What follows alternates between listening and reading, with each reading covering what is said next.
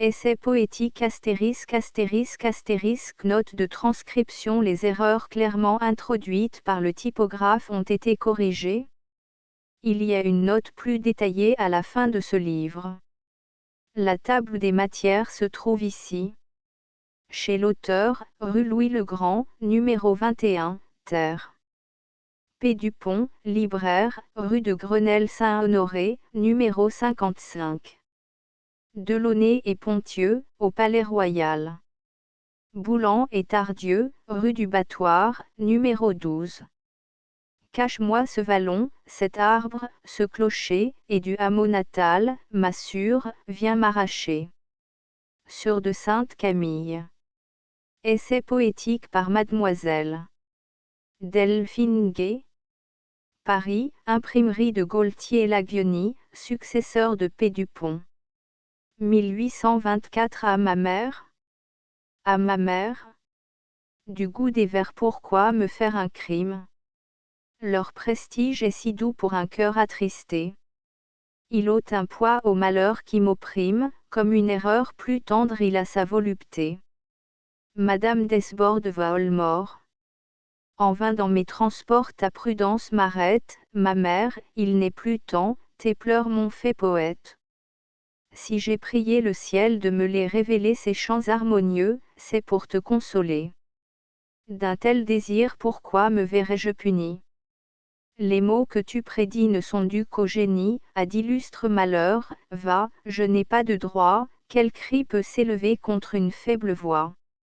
Ont jamais les chants d'une muse pieuse excité les clameurs de la haine envieuse? Non, l'insecte rongeur qui s'attache au laurier épargne en son dédain la fleur de l'églantier. Ah! De la gloire un jour si l'éclat m'environne, comme une autre parure acceptant sa couronne je dirai, son éclat sur toi va rejaillir, aux yeux de ceux qui m'aiment elle va m'embellir point. À ce cruel destin, hélas! Me faut-il croire? Pourquoi me fuirait-on? Le flambeau de la gloire, dont la splendeur effraie et séduit tour à tour, n'est qu'un phare allumé pour attirer l'amour, qu'il vienne. Sans regret et changeant de délire, au pied de ces autels j'irai briser ma lyre, mais dois-je désirer ce bonheur dangereux?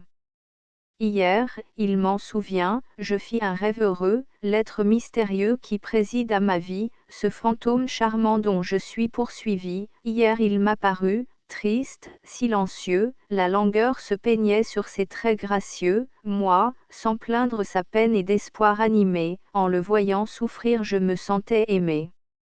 Il ne l'avait pas dit. Non, mais je le savais et bientôt j'oubliais. Ma mère je rêvais, j'oubliais de cacher le trouble de mon âme, il le vit, et ses yeux, pleins d'une douce flamme, pour m'en récompenser l'excitaient tendrement, et mon cœur se perdait dans cet enchantement. Toi-même en souriant contemplais mon supplice d'un regard à la fois maternel et complice. Dieu! Que j'étais heureuse! Et pourtant, je pleurais. Ce bonheur me parut redoubler tes regrets, celui que nous pleurons manquait à notre joie, car je n'espère plus qu'un rêve nous l'envoie, un rêve peut créer le plus doux avenir, mais il n'enlève pas le poids d'un souvenir, quand la source des pleurs ne peut être tarie la plus puissante joie est d'avance flétrie. Mon songe est effacé. Je suis seul, dis-moi, celui qui doit me plaire est-il connu de toi? Viendra-t-il, devinant le rêve qu'il m'inspire, sur un cœur qu'il a tant réclamé son empire?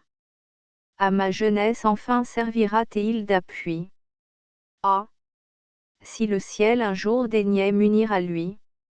Mais non, éloignez-vous, séduisante chimère, en troublant mon repos vous offensez ma mère, tant qu'elle m'aimera qu'aurai-je à désirer? Un aussi grand bonheur me défend d'espérer. Paris 24 novembre 1823. Chant ossianique sur la mort de Napoléon. Fragment de la notice historique mise à la suite du poème de Moise, par Nepomucène Le Mercier. J'adressai, en l'année 1800, un exemplaire des poèmes sur Homère et Alexandre, au premier consul Bonaparte, dans le château des Tuileries. Je reçus une invitation de me rendre à Malmaison pour dîner le lendemain chez lui. Un grand nombre de personnes distinguées par de hautes fonctions s'y trouvèrent. Je ne me souviens pas si ce fut avant ou après le repas, qu'on se dispersa dans les salles environnantes et dans les allées du parc. Quelques-uns de nous discutèrent dans le salon sur les différences de l'épopée et des poèmes didactiques. Bonaparte sortait et rentrait par moments, on crut devoir l'informer du sujet de la conversation. Un des convives lui dit qu'un débat s'était élevé à l'égard de la prééminence des poètes épiques sur les didactiques, auxquels celui-ci attribuait la supériorité. Bonaparte, se tournant vers moi, lui demanda « Que pense le Mercier ?» Le même convive s'empressa de lui répondre que j'étais pour les épiques. Il a raison, ce qu'on raconte a toujours plus d'ordre, est plus dramatique, d'ailleurs les fictions en action frappent mieux que les enseignements. Voyez. Alexandre a choisi Homère pour son poète. Auguste a choisi Virgile, auteur de l'Énéide. Pour moi, je n'ai eu que Ossian. Les autres étaient pris point. Chant ossianique sur la mort de Napoléon. Dédié à Madame la Comtesse Bertrand. Ce fleuve qui entraîne tout, n'entraîne pas sitôt une telle mémoire, elle est consacrée à l'immortalité. Madame de Sévigné. Lettre sur la mort de Turenne. Ô divin Achen, chantre des demi-dieux, toi dont les vers mélodieux autrefois charmaient son oreille, pour chanter ce héros que la mort te réveille. Ce guerrier, ce colosse éclatant de splendeur, il est tombé. Sans ébranler la terre, sans l'écraser du poids de sa grandeur, comme un cèdre oublié sur le roc solitaire. Fils de Fingal, saisis ta harpe d'or, rassemble autour de toi les vainqueurs d'Inistor, que tous enfin, portés par les orages, ouvrent le palais des nuages aux guerriers qui reposent encore un. Devant ce roi déchu, héros, courbez vos têtes, qu'il retrouve son sceptre et commande aux tempêtes, que sa voix dans les cieux appelle ses amis et ses nobles soldats dans la poudre endormie. Et vous, filles d'Odin, livrez-vous à la joie, déployez dans les airs vos voiles onduleux, et venez enlever sur un char nébuleux le nouveau Dieu que la mort vous envoie.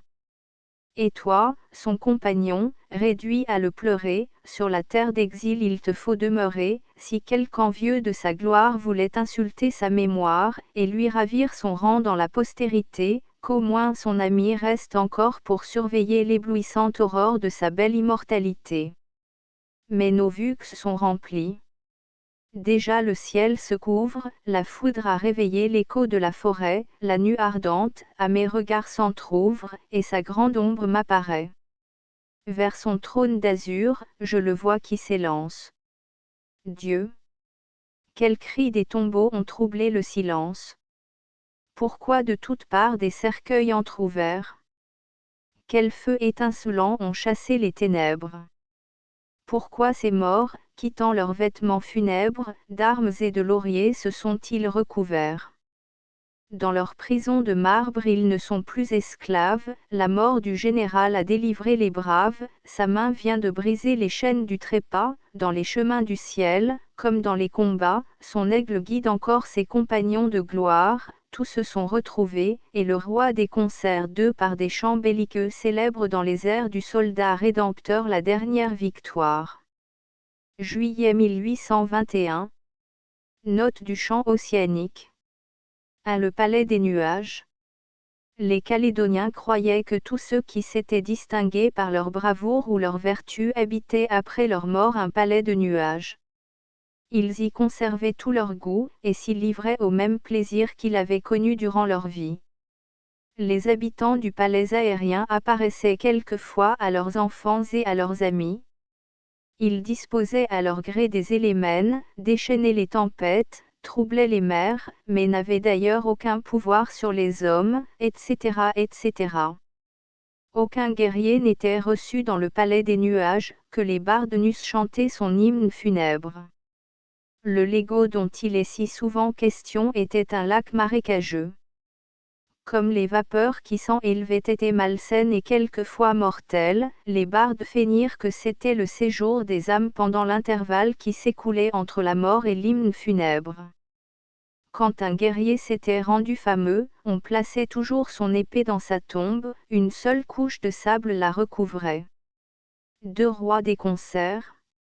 Ashon se désigne lui-même par différentes qualifications, telles que le père d'Oscar, le vieillard de Selma, le roi des concerts, etc. Ashon, traduction de Baour-Lormian. La noce d'Elvire. La noce d'Elvire. Élégie. Il m'a trompé, il m'abandonne, moi. Moi qui voulais lui consacrer ma vie, moi qui, crédule et fier de sa foi l'aimais en sûre, en amante, en amie. Madame Dufresnoy. Les souvenirs. Jeune fille, où vas-tu si tard? D'où vient qu'à travers la vallée tu portes tes pas au hasard? Pourquoi les égarer dans cette sombre allée? Les bergers dès longtemps ont rentré les troupeaux, l'horloge va sonner l'heure de la prière, et déjà, pour goûter les douceurs du repos, le laboureur a rejoint sa chaumière, et pourquoi fuis-tu le hameau? Quoi? Vous n'entendez pas le son du chalumeau? Ils sont heureux là-bas, et voici la chapelle où ce matin Elvire a reçu ses serments. J'étais là. Je l'ai vue. Au douloureux moment. Comme il la regardait. Hélas! Elle est si belle.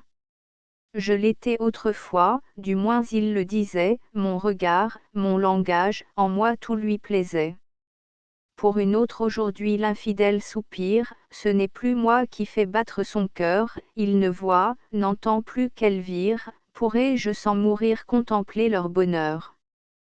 Laisse une infortunée à sa douleur en proie, va trouver les vieillards rassemblés sous leurs mots, mais d'un aussi beau jour ne trouble pas la joie, ne dis pas que je pleure aux filles du hameau.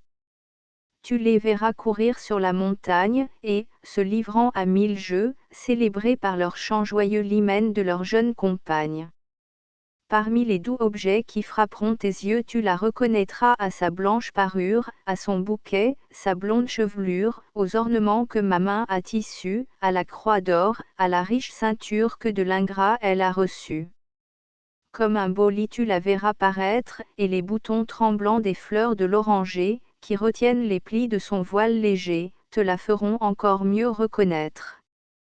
Pour la parer en ce jour solennel, moi-même sur son front j'attachai sa guirlande, des époux j'ai suivi les pas jusqu'à l'autel, j'ai mêlé mon tribut à leur pieuse offrande, c'est alors qu'il m'a vue. Ô trop flatteuse erreur! Un seul instant j'ai cru revivre dans son cœur, il a pâli. Mais un regard d'Elvire sur sa bouche a bientôt rappelé le sourire. Ce moment pour jamais a fixé mon destin. Adieu, sur mes malheurs, bon vieillard, prends courage, dans peu les cloches du village, de mes mots t'apprendront la fin. Elle dit, et l'écho fidèle répéta ses tristes accents. Un mois après, vers la chapelle dirigeant ses pas languissants, le vieillard aperçut une tombe nouvelle. Grand Dieu! S'écria-t-il, ta bonté paternelle a pris pitié d'un sort si rigoureux. Elle n'est plus. Pourtant, à la même heure, l'écho de la sainte demeure, répète encore des accents douloureux, mais la voix a changé. C'est Elvire qui pleure. Villiers-sur-Orge, septembre 1820. Le dévouement des médecins français et des sures de Sainte-Camille, dans la peste de Barcelone. Institut royal de France, Académie française. Extrait du rapport sur le concours de poésie et d'éloquence de l'année 1822, lu dans la séance publique du 24 août 1822, par Monsieur le secrétaire perpétuel de l'Académie française. Si l'auteur du numéro 103, en ne traitant qu'une partie du sujet, n'avait donné pour excuse et son sexe et son jeune âge, l'Académie, à la perfection et au charme de plusieurs passages, aurait pu croire que la pièce était l'ouvrage d'un talent exercé dans les secrets du style et de la poésie, mais la simplicité touchante de divers tableaux, la délicatesse, je dirais même, la retenue des pensées et des expressions, aurait permis d'attribuer l'ouvrage à une personne de ce sexe qui sait si bien exprimer tout ce qui tient à la grâce et au sentiment. En se restreignant à l'éloge des Sûrs de Sainte Camille, l'auteur se plaçait, en quelque sorte, hors du concours, et dès lors l'Académie, qui a jugé l'ouvrage digne d'une mention honorable, a cru juste de lui assigner un rang distinct et séparé de celui des autres mentions. Le dévouement des médecins français et des Sûrs de Sainte Camille, dans la peste de Barcelone. Aux femmes, c'est pour vous que j'accorde ma lyre. Madame la PSSE de Salm. Épître aux femmes. Bienheureux séraphins, vous, habitants des cieux, suspendez un moment vos chants délicieux, baissez vos yeux divins sur la terre d'alarme, que l'attendrissement les remplisse de larmes. Contemplez ces mortels, ils sont dignes de vous, de leur beau dévouement, martyrs, soyez jaloux. Et toi, reine du ciel, vierge mystérieuse, prépare pour tes sur la palme glorieuse, et les robes d'azur, et le bandeau de feu qui ceint le chaste front des épouses de Dieu. Mais, pour les célébrer, dis-moi, m'as-tu choisi? Vierge, m'enverras-tu l'ange de poésie? Viendra-t-il de son souffle inspirer mon sommeil, et me dictera-t-il des vers à mon réveil? Non, pour un tel sujet je suis trop jeune encore, il faut, pour vous chanter, une voix plus sonore, Ripacrotise français 3. Ô mortels généreux! Plus grands que les martyrs, vous êtes moins heureux, aux yeux de l'univers, ils marchaient au supplice, de leur sublime effort la gloire était complice, mais vous, sous l'humble toit prodiguant vos secours, sans faste à l'indigent vous immolez vos jours. Quel exemple frappant dans le siècle où nous sommes! Il mourait pour un Dieu, vous mourrez pour des hommes, et vous n'avez pour prix d'un si beau dévouement que nos éloges vains, nos regrets d'un moment. À l'implacable mort arrachant sa victime, pacifique héros, vous triomphez sans crime. Ces modestes vertus qui vous ouvrent les cieux, des femmes sont aussi les trésors précieux, nous avons avec vous des destins sympathiques, on dit que nous savons des paroles magiques qui, telles que vos soins, endement les douleurs. Pourquoi la douce voix qui sait tarir les pleurs ne peut-elle entonner les hymnes à la gloire? De vos nobles vertus je redirai l'histoire, mais j'en laisse l'honneur à ces talents divers, qui, parant leur récit du charme des beaux vers, des 7 frères martyrs 5 nous ont peint la torture. Et du grand Régulus 6 la sublime imposture. C'est au chantre promis à la postérité à vanter ce héros mort pour l'humanité, ce vertueux Mazet, de qui l'ombre chérie verra longtemps pleurer sa mère et sa patrie, qu'ils disent son courage, au malheur enlevé, pour de plus humbles faits mon lutte est réservé, les soins compatissants, le zèle inimitable, la tendre piété d'une âme charitable, je vais les célébrer, ou plutôt les trahir, car louer la vertu, c'est lui désobéir.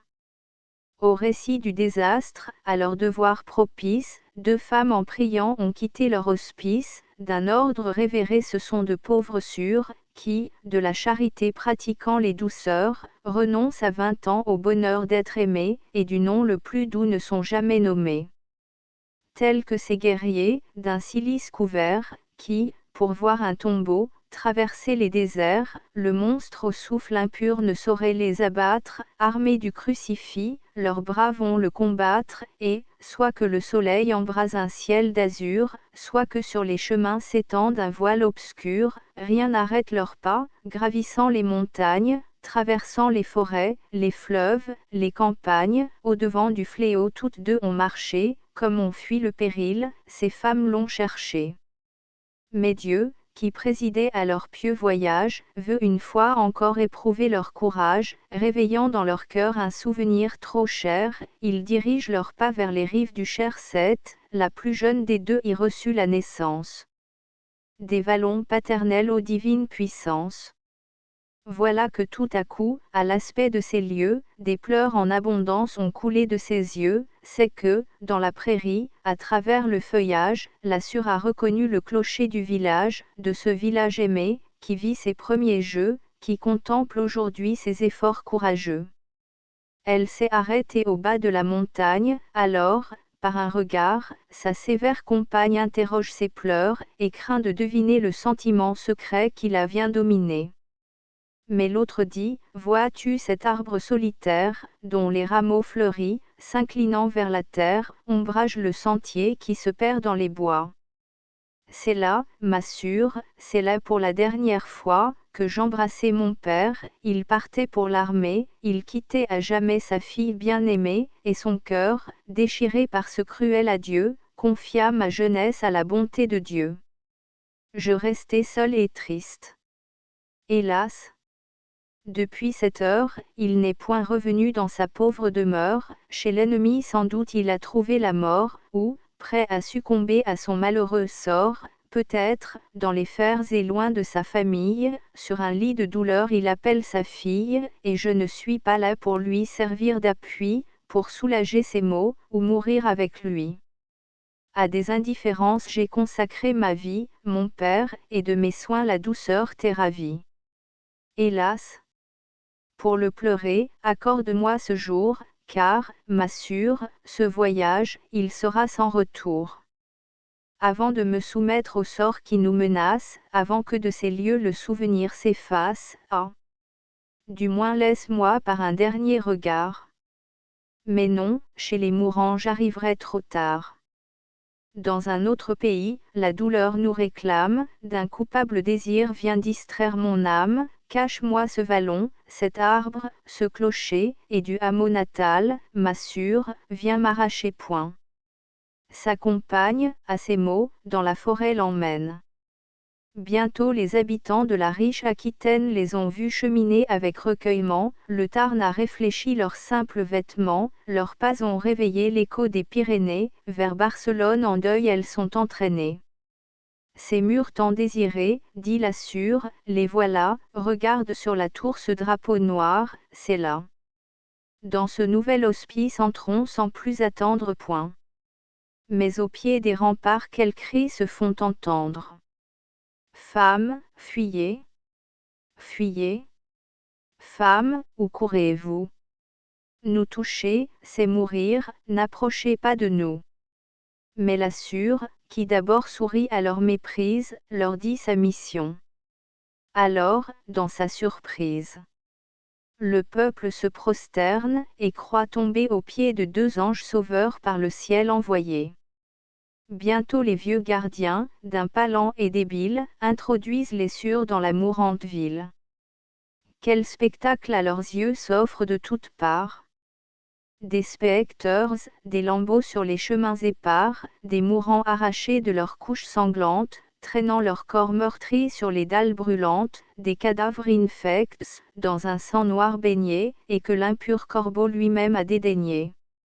Ici, le matelot qu'a respecté l'orage expire en regrettant les horreurs du naufrage, là, sont des malheureux courbés devant l'autel, qui souillent leur encens de leur venin mortel, c'en est fait, et déjà leur vie est moissonnée, mais ils tiennent encore l'offrande empoisonnée, et l'encens, de leurs mains tout prêt à s'échapper, fume encore pour le Dieu qui vient de les frapper.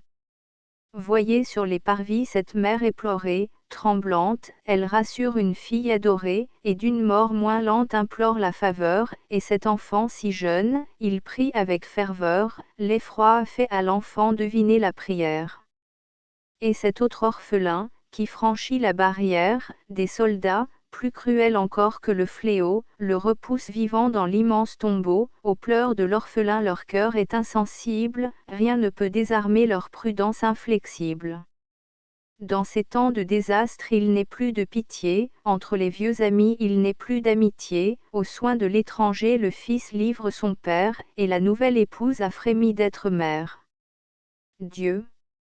Quel est-il l'emploi de ce prêtre inhumain, qui tient la croix d'ébène en sa tremblante main? Dans son char tout sanglant, qu'est-ce donc qu'il emporte? Et ne voyez-vous pas qu'il va de porte en porte recueillir un cadavre étendu sur le seuil, et qu'il jette en passant dans le commun cercueil? Lui-même, triomphant d'une terreur secrète, entassa tous ces morts dans l'affreuse charrette. Tel un jour on a vu. Mais pourquoi réunir à l'horreur du présent l'horreur du souvenir? De nos aïeux vengés n'éveillons point les ombres, qu'ils reposent en paix dans leur retraite sombre, oublions des Français le supplice et l'erreur, et ces moments flétris du nom de la terreur. Salut! Des Catalans bienfaiteurs magnanimes, vos pieuses vertus ont racheté nos crimes. Hélas! Pour éclairer cet effrayant tombeau, jamais l'astre du jour ne s'est montré plus beau. Barbare, il étalait sur la ville punie de son éclat joyeux la cruelle ironie. Quelle paix dans les champs! Quel désert dans le port! On croirait visiter l'empire de la mort. Immobile comme elle, en cette affreuse enceinte le désespoir muet a remplacé la plainte, on n'entend même plus la cloche du trépas, pour tinter tant de mort elle ne suffit pas. Quel silence! Jamais la malheureuse ville au temps de sa grandeur n'a paru plus tranquille. Et cependant les sûrs dans ce triste séjour, à travers les mourants savaient se faire jour, rien ne ralentissait leurs zèles infatigables. Vainement le fléau tour à tour les accable, vainement du frisson leurs bras faibles agités fait trembler le breuvage aux malades apportés.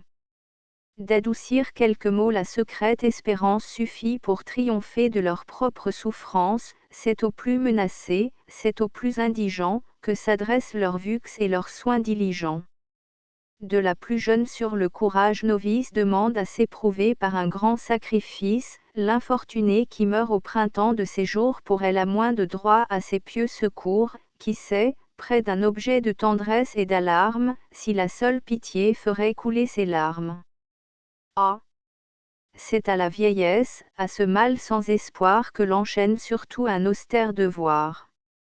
Aussi, fidèle aux lois que sa vertu s'impose, dans ses lits alignés, où la douleur repose, elle voit un vieillard, et, vers lui s'avançant, elle offre à sa souffrance un baume adoucissant, mais le vieillard, qui touche à son heure dernière, ne peut plus soulever sa mourante paupière, il n'entend pas la voix qui vient le consoler, de sa bouche aucun son ne peut plus s'exhaler, du poison tout son corps atteste le ravage. Faudra-t-il remporter l'inutile breuvage? Les lèvres du vieillard ne peuvent plus s'ouvrir, déjà le drap de mort est prêt à le couvrir. Arrêtez, dit la sûre, peut-être il vit encore, espérons tout du ciel que ma douleur implore. Et, ne prenant conseil que de ses vues ardents, du mourant avec force elle entr'ouvre les dents, fait couler dans son sein la liqueur salutaire, et bientôt sous ses doigts sent revivre l'artère. Le vieillard se ranime. Au moment fortuné, il jette sur la sûre un regard étonné, il contemple ses traits où l'espérance brille. Croit renaître au ciel même, et s'écrie, ô ma fille! Le Seigneur la bénit, et ce vieillard mourant c'est un Père adoré que sa faveur lui rend. Qui dira les bienfaits nés de ce jour prospère? Les transports de la fille en retrouvant son père, et ceux du vieux soldat, si longtemps détenu, après tant de revers au bonheur revenu.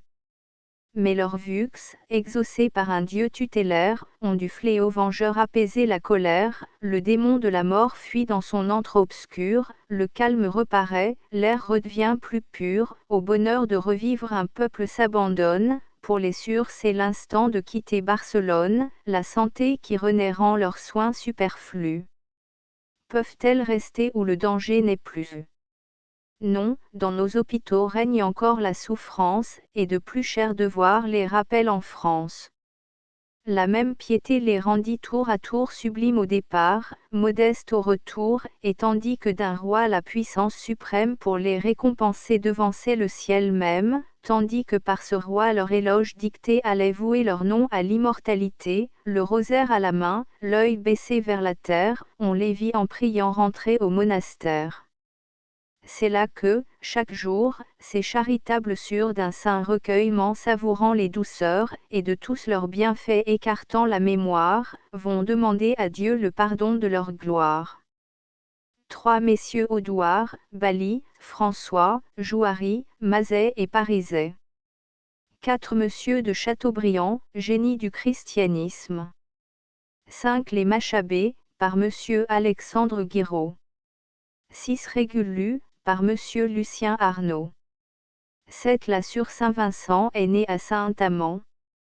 Le bonheur d'être belle. Le bonheur d'être belle. Dédié à Madame Mère astérisque astérisque astérisque. Pourquoi me dire que j'étais charmante, si je ne devais pas être aimée? Madame de Staël, Corinne, tome 2. Quel bonheur d'être belle, alors qu'on est aimé. Autrefois de mes yeux je n'étais pas charmée, je les croyais sans feu, sans douceur, sans regard, je me trouvais jolie un moment par hasard. Maintenant ma beauté me paraît admirable. Je m'aime de lui plaire, et je me crois aimable. Il le dit si souvent. Je l'aime, et quand je vois ses yeux, avec plaisir, se reposer sur moi, au sentiment d'orgueil je ne suis point rebelle, je bénis mes parents de m'avoir fait si belle. Et je rends grâce à Dieu dont l'insigne bonté me fit le cœur aimant pour sentir ma beauté. Mais, pourquoi dans mon cœur ces subites alarmes? Si notre amour tous deux nous trompait sur mes charmes, si j'étais laide enfin. Non, il s'y connaît mieux. D'ailleurs pour m'admirer je ne veux que ses yeux. Ainsi de mon bonheur jouissons sans mélange, oui, je veux lui paraître aussi belle qu'un ange. Apprêtons mes bijoux, ma guirlande de fleurs, mes gazes, mes rubans, et, parmi ces couleurs, choisissons avec art celle dont la nuance doit avec plus de goût, avec plus d'élégance, rehausser de mon front l'éclatante blancheur, sans pourtant de mon teint balancer la fraîcheur. Mais je ne trouve plus la fleur qu'il m'a donnée, la voici, hâtons-nous, l'heure est déjà sonnée, bientôt il va venir. Bientôt il va me voir. Comme, en me regardant, il sera beau ce soir. Le voilà. Je l'entends, c'est sa voix amoureuse. Quel bonheur d'être belle. Oh, que je suis heureuse. Le loup et le louveteau. Traduction littérale de la fable russe. Le loup et le louveteau. Un loup s'occupait de l'éducation de son fils, il lui enseignait soigneusement sa profession. Un jour il l'envoya dans la campagne à la découverte, lui enjoignant de bien observer les troupeaux, et de revenir lui rendre compte s'il en rencontrait un qui pût lui offrir une proie facile. L'élève bientôt revint trouver son maître. Viens, lui dit-il, sans perdre de temps, là sous la montagne paissent des brebis l'une plus grasse que l'autre. Nous n'avons qu'à choisir, le troupeau est innombrable. Attends un peu, répondit le loup, il est prudent, avant de nous mettre en campagne, de connaître quel est le pasteur. On le dit vigilant et soigneux, reprit le jeune loup, cependant j'ai fait le tour du troupeau, j'ai observé les chiens, ils m'ont paru maigres, doux et peu actifs. Ce rapport ne me rassure pas trop, interrompit le vieux loup, si effectivement le berger est vigilant, il n'emploiera pas des chiens médiocres. Ainsi renonçons à ce troupeau. Je vais te mener à un autre, auprès duquel nous serons plus sûrs de notre proie, il est entouré d'un grand nombre de chiens, mais le berger est un imbécile, et un sot berger n'emploiera jamais que de sots chiens. Tel maître, tel valet. Le loup et le louveteau. Fable 8. Un soir, il m'en souvient, j'errais sous la feuillée, j'écoutais d'un troupeau le bêlement lointain, et de l'orage du matin l'herbe fleurie était encore mouillée. Dans la forêt j'entendis toac sans grave coup une lugubre voix, c'était celle d'un loup. À son élève il parlait de la sorte, car ce vieux loup était sage, prudent, et même un peu pédant. Mon fils, lui disait-il, avant tout il importe d'examiner ici les rapports différences qui peuvent exister entre la nourriture, les costumes, les muresses et la magistrature des moutons dévorés et des loups dévorants. Déjà nous connaissons, grâce à l'arithmétique, le nombre des agneaux, des brebis, des chevreaux que nous avons croqués par ordre alphabétique, maintenant il nous faut songer à démêler avec adresse la politique du berger. Ainsi donc, partez, le temps presse, vous savez mes desseins secrets. Allez, et secondez nos communs intérêts. Alors le jeune loup obéit à son maître, il part. L'instant d'après je le vis reparaître, venez, s'écria-t-il, venez, ils dorment tous. Jamais vous ne verrez une plus belle proie, c'est un festin royal que le ciel nous envoie. Bon, dit l'autre, et les chiens? Amis, qu'en pensez-vous? Les chiens? Ils sont chétifs et de peu d'apparence, ils ne m'ont point senti, je leur crois mauvais-nés. Le parc n'est pas très haut, nous sauterons, venez. Et le pasteur, oh! Quelle différence! Chacun prétend qu'au milieu des dangers, il conduit ses moutons en maréchal de France, c'est le Turenne, des bergers.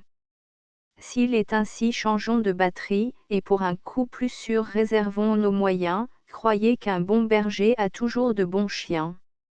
Je sais sur la montagne une autre bergerie, dont les chiens gros et gras font beaucoup d'embarras, mais je crains peu leur humeur difficile. Sans doute ils n'ont point de talent, car ici leur maître est indolent passe pour être un imbécile. De connaître les grands si vous êtes jaloux, mettez, mon jeune ami, cela sur vos registres, dans le gouvernement des hommes et des loups un sot roi n'a jamais que de mauvais ministres. 8. Cette fable fait partie du recueil de fables russes que doit publier incessamment Monsieur le comte Orlaf. Les adieux. Les adieux. Charmante et paisible retraite, que de votre douceur je connais bien le prix. Madame d'Eichulir, la solitude. Une vestale, une novice. La vestale.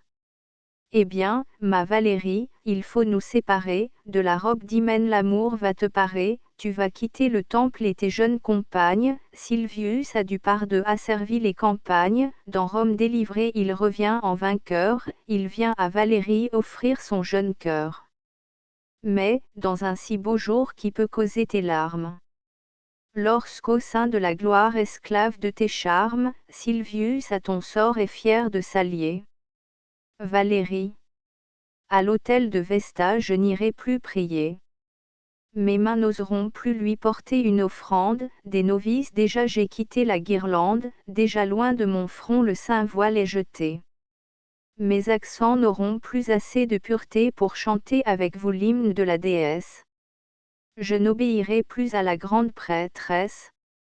Quand tes soins veilleront auprès du feu sacré, une autre t'offrira le cèdre préparé, l'huile sainte, les fleurs, l'encens des sacrifices, ou des riches moissons les fécondes prémices, et, lorsque de mes jours s'éteindra le flambeau, si, loin de cet asile, on m'élève un tombeau, le lit, emblème pur des jours d'une vestale, ne protégera point ma cendre virginale. C'en est fait. Je vous quitte, ô mes heureuses sûres, que votre sort obscur m'offrirait de douceur. Rien de vos sentiments n'alarme l'innocence, le seul qu'on vous permette est la reconnaissance, votre cœur en jouit sans remords, sans combat, au nom que vous aimez vous ne rougissez pas. Toi, de pressentiments tu n'es point poursuivi, tu connais en un jour tous les jours de ta vie, ton âme est sans regret, comme sans avenir, pour toi le présent même est un doux souvenir. Mais moi, sans implore la déesse chérie, exilée à jamais du temple, ma patrie, des pièges qu'on ignore en ce chaste séjour qui défendra mon cœur. La Vestale. Les dieux et ton amour, ne crains pas de Vesta la vengeance suprême, il n'est point de danger près de celui qu'on aime. Sans offenser le ciel, sans infidélité, ton cœur va seulement changer de déité, et tes dons vont passer dans la même journée du temple de Cybèle au temple d'Hyménée. Demain, séchant tes pleurs, près de ton jeune époux, va, tu ne diras pas que mon sort est plus doux. Je crois déjà te voir, à ces vux moins rebelles, pour la première fois heureuse d'être belle, et nommant Silvius le plus grand des guerriers, de son front triomphant caresser les lauriers. Déjà l'heure s'avance où, paré de sa gloire, il viendra. Valérie. Je l'entends. Sous son char de victoire, du portique sacré le marbre a tressailli. Ah! De ton amitié l'oracle est accompli, il vient, sa voix dissipe une crainte impuissante, je sens à mon bonheur que je suis innocente. Magdeleine. Chant premier. Magdeleine, poème. Chant premier. Béni soit le Dieu d'Israël. Si sa colère est terrible au méchant endurci, sa miséricorde est infinie pour le pécheur repentant. Madame Cotin.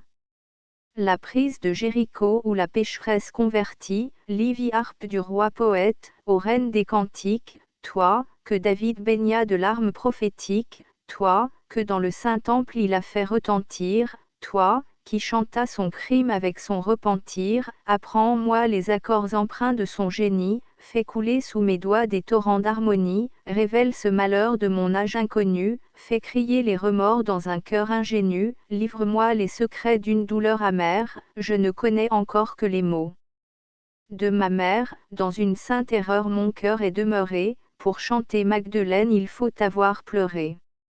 En ce temps-là vivait dans la cité chérie une femme, c'était Magdeleine Marie, de l'antique Sion, témoin de son bonheur, elle fut à la fois et la honte et l'honneur.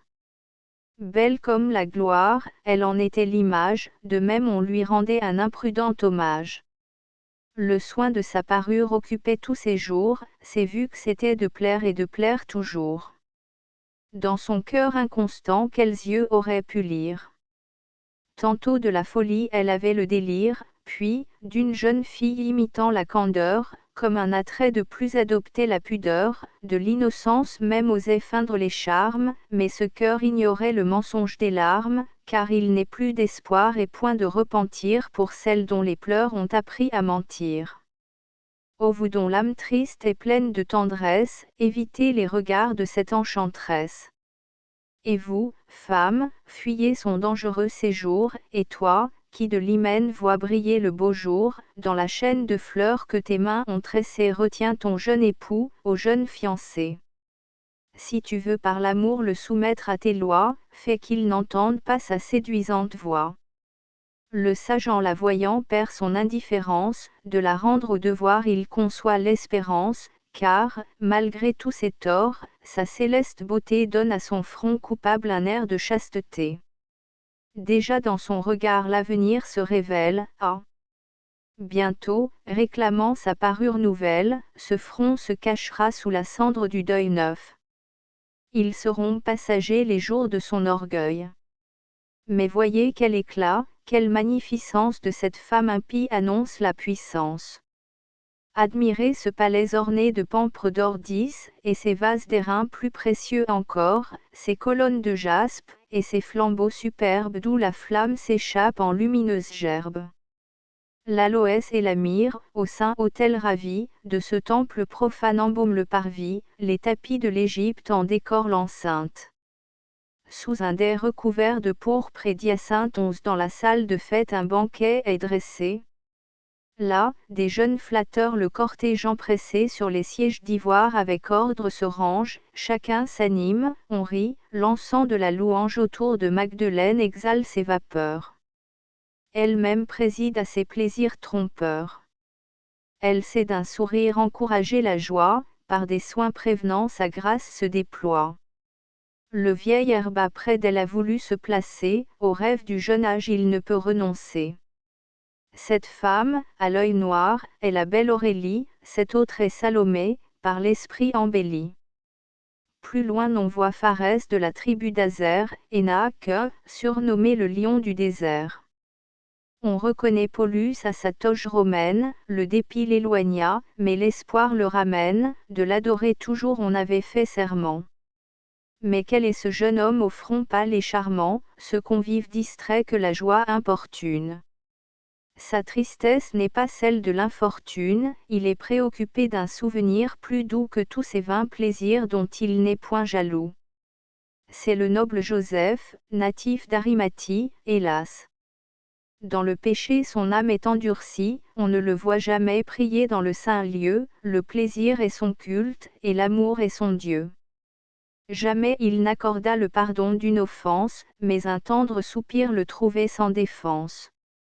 Ses yeux presque fermés étaient doux et moqueurs, il savait des discours qui charmaient tous les cœurs, il les avait appris dans un monde perfide, et pourtant son langage était simple et timide, des sages, des enfants il était écouté, comment se défier de la timidité? Ce jour-là, soit raison, ou soit par indolence, auprès de Magdeleine il gardait le silence.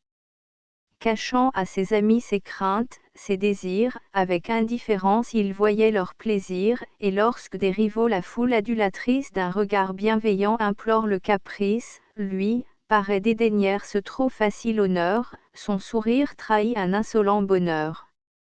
Cependant Magdeleine a lu dans sa pensée, de son morne silence elle semble offensée, il le voit, il se lève, et, domptant sa fierté, quoique sans grave coup fait briller sa tardive gaieté, donnez, dit-il, la coupe à mes lèvres avides. Et quoi? Les flacons d'or en mes mains restent vides. Les plaisirs du festin ont-ils fui les premiers? Nos coteaux ne sont-ils généreux qu'en palmiers? Ah! Que n'est-il ici ce charpentier prophète, qui de l'humble canat vint partager la fête, et, d'oublier ses mots se faisant un devoir, par un joyeux miracle attesta son pouvoir. Du ciel ou de l'enfer quel aimable transfuge! C'est un nouveau Noé sans arche et sans déluge, c'est un roi travesti pour sauver l'univers, c'est un ange perdu dans un monde pervers, c'est un Dieu qui, forçant sa divine nature, vient des pauvres mortels goûter la nourriture. Ô Jacob! Ô David! Jour de calamité! La foule applaudissait attendit piété. Et le jeune insensé, plein d'une double ivresse, s'enflammant au regard de sa belle maîtresse, et vantant par ses vers un trop heureux amour, riait, parlait, buvait et chantait tour à tour.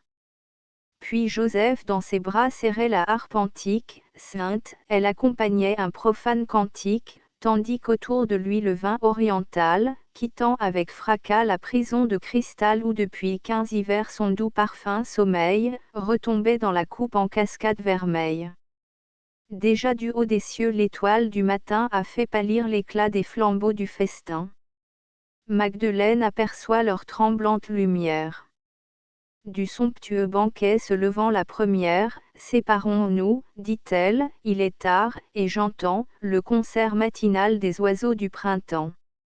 Allez, qu'un doux repos à ces lois vous enchaîne, adieu, nous nous verrons à la fête prochaine. Point. À demain, dit Joseph en lui baisant la main. Et la troupe joyeuse a répété, demain. Les plaisirs ont cessé, l'ivresse dure encore.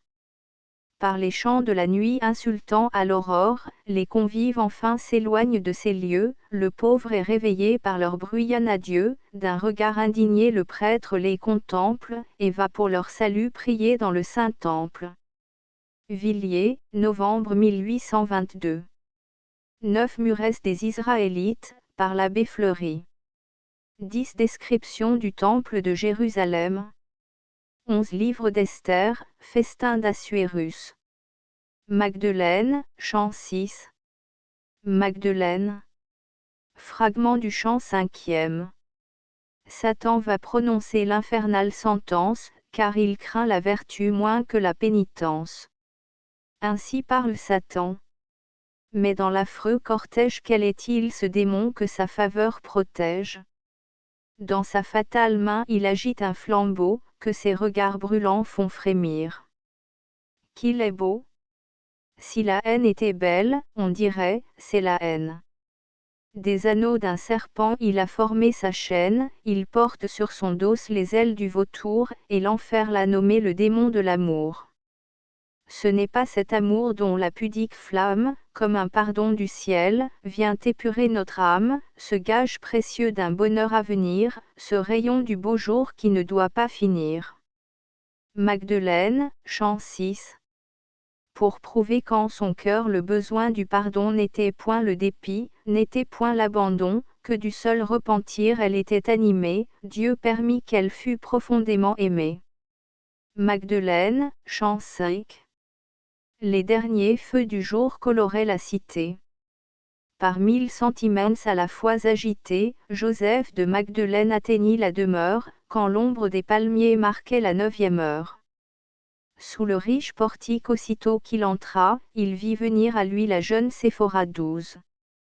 Te voilà, dit l'enfant, indiscrète et naïve, je suis seule en ces lieux, mais, dis, sur quelle rive, si loin et si longtemps as-tu donc voyagé? Magdeleine est au temple. Oh! Tout est bien changé. Elle adore Jésus, au désert l'accompagne, elle va l'écouter sur la sainte montagne. Elle a donné son or, ses perles, ses rubis, elle ne porte plus que de simples habits. Elle dit, j'ai péché, mais Dieu m'a délivré point. De pauvres, de vieillards on la voit entourée, tous ceux qui la blâmaient réclament ses secours. Elle est douce, elle prie, elle pleure toujours, et moi je la console, et, sans rien y comprendre, je pleure sur ces torts qu'on ne veut pas m'apprendre. Toi, qui l'aimais déjà, tu l'aimeras bien mieux. Et Joseph soupira. Puis, détournant les yeux, abandonna l'enfant qu'il tenait embrassé, mais elle, par instinct, devinant sa pensée, fuit m'assure, reprit-elle, et ne l'afflige pas, ton nom l'a fait pleurer quand je le dis tout bas, et Noamel 13 aussi, défend qu'on le prononce point. Il suffit, dit Joseph, à la voir je renonce. Oui, de Jérusalem je partirai demain point. Et, malgré lui, du temple il suivit le chemin. D'un orgueil emprunté se faisant une étude, courage, disait-il, pâle d'inquiétude, mon nom l'a fait pleurer, elle n'ose me voir, d'un souvenir trop cher elle craint le pouvoir. Je conçois ses desseins, sa prudence m'évite, elle m'a trop aimé pour m'oublier si vite. Aux accents de ma voix elle va se troubler, je la verrai rougir, je la verrai trembler, car, je n'en doute plus, sa feinte pénitence est l'œuvre du dépit, et non de l'inconstance point. À ces mots près du temple une femme passa, et ce reste d'orgueil en son cœur s'effaça. C'est elle. Il reconnaît sa taille et sa démarche. Vers l'enceinte sacrée, en rêvant, elle marche, il la suit, elle arrive, et pour s'humilier à la porte s'arrête et se met à prier. Est-ce bien Magdeleine? Ah! Quelle différence! Il l'admire et s'afflige, il n'a plus d'assurance. Son amour, dont l'espoir commence à s'affaiblir, envie à la vertu ce pouvoir d'embellir, car jamais à ses yeux son ami infidèle au temps de ses erreurs n'avait paru si belle. Jamais son jeune front n'eut un si noble aspect. Joseph la contemplait, pénétré de respect. Qu'il préférait alors à sa grâce perfide, ce maintien à la fois imposant et timide. On ne l'entendait pas prier, mais seulement de sa bouche entr'ouverte un léger mouvement trahissait de son cœur la fervente prière, elle était à genoux, humblement sur la pierre, ses cheveux, par des nudes n'étant point retenus, descendaient en flots d'or jusqu'à ses pieds nus, une sainte langueur ajoutait à ses charmes, et ses yeux dont l'azur était brillant de larmes, modestes ressemblaient à ces modestes fleurs que l'ange des adieux fit naître de ses pleurs, qui protégeant l'absence et sa mélancolie, et dont le nom charmant défend que l'on oublie. Ce Joseph autrefois si fier, si confiant, voyait comme aujourd'hui timide, suppliant, il craint de s'attirer un regard trop sévère, et s'étonne d'aimer autant ce qu'il révère. Aux yeux de Magdeleine il voudrait se cacher, il brûle de l'entendre, et n'ose l'approcher, hélas. Plus il la voit, plus son amour redouble, épiant sur son front la rougeur et le trouble, enfin, malgré l'effroi qu'il s'efforce à bannir. Et pour être écouté s'aidant d'un souvenir, il s'approche en tremblant de la femme qui prie, et lui dit tendrement, « Magdeleine, Marie. » Sa voix est reconnue. Ô surprise, ô douleur! Le front de Magdeleine a gardé sa pâleur, ses traits ont conservé leur tristesse mortelle. Je bénis le Seigneur, c'est vous, Joseph, dit-elle, je vois que tous mes vœux ne sont pas superflus, j'allais prier pour vous, ah! Tu ne m'aimes plus? Moi, reprit Magdeleine, oh! Je vous aime encore, ne me refusez pas la grâce que j'implore, épargnez-moi pour vous des regrets éternels, si jadis vous suiviez mes conseils criminels, d'un pieux repentir suivez aussi l'exemple. Elle dit, et paisible, elle entra dans le temple. De la religion dédaignant les secours, Joseph n'entendit pas ce consolant discours. Mais cette voix sans trouble, il l'a trop entendue. Voyant que sa tendresse était pour lui perdue, il pleurait son ami et ne l'écoutait pas. Il voulut lui parler et retenir ses pas, mais triste, sans espoir et respirant à peine, il ne put prononcer que son nom, Magdeleine. Il la vit quelque temps errer dans le saint lieu, puis elle disparut, sans un regard d'adieu. Alors tout son malheur revint à sa mémoire, et son cœur en souffrit longtemps avant d'y croire. Longtemps il répéta, de regrets consumé, malheur. Malheur à moi. Je ne suis plus aimé. Le démon de l'amour, caché dans un orage, n'avait pu jusqu'alors accomplir son ouvrage. Magdeleine était là, loin d'elle il avait fui, l'amour que Dieu lui donne est plus puissant que lui. Et tant qu'elle resta hors des murs de l'enceinte, Joseph fut protégé par sa présence sainte. Mais sitôt qu'il la voit sous les lambris sacrés, le démon, dans les airs, s'abaissant par degrés, et souriant déjà du tourment qu'il apprête, s'envole vers Joseph, vient planer sur sa tête, par un prestige affreux égarant sa raison, l'enchaîne de serpents, l'enivre de poison. Pour rendre sa souffrance et plus longue et plus sûre, il déchire son cœur d'une sourde blessure, le perce lentement d'un invisible fer, du récit de ses maux va réjouir l'enfer, et, faisant éclater son exécrable joie, au tourment qu'il lui laisse abandonne sa proie. Reviens, criait Joseph, Magdeleine, jamais, je ne puis être heureux sans toi, si tu m'aimais, pourquoi m'avoir quitté? Je ne t'ai point trompé, de toi seul et toujours mon âme est occupée. Oh! Je t'aime, reviens, je ferai tout pour toi, j'adorerai ton Dieu s'il te ramène à moi. Je serai pénitent si ta voix me l'ordonne, et j'irai demander qu'ensemble on nous pardonne. Qu'il rende Magdeleine à mes vœux impuissants, et sur tous ces autels je porte mon encens. Mais je ne puis aimer un Dieu qui nous sépare, un Dieu dont le pardon t'a rendu si barbare, un Dieu qui t'inspirant une profane ardeur, du nom de repentir abuse ta candeur. Non, de ce Dieu rival j'affronte la puissance, je maudis ses bienfaits et ta reconnaissance, et mon cœur, par l'amour et la haine irrité, ne s'enflamma jamais d'autant d'impiété. C'est en vain contre moi que ton orgueil conspire, en vain de tes serments tu veux braver l'empire, tu ne peux m'oublier jamais, tu m'appartiens, ta honte nous unit, mes crimes sont les tiens, ton cœur qui fut à moi ne peut me méconnaître, et, roi de tes remords, je te commande en maître. Je saurai, du passé dévoilant les secrets, troubler ta pénitence à force de regrets.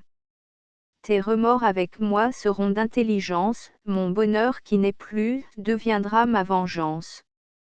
Dans le temple, au désert et la nuit et le jour, tu trouveras partout mon implacable amour. La mort saura mon nom, et la tombe elle-même, quand tu viendras pleurer, te criera que je t'aime. Les échos du Carmel, des torrents et des bois, jusqu'aux pieds de Jésus te porteront ma voix, et les flots du Jourdain complices de ma rage, s'armeront contre toi de ma brûlante image. À peine il exhalait ces cris de désespoir que le peuple, sortant de l'offrande du soir, et remplissant déjà la galerie antique, fit du nom de Jésus résonner le portique.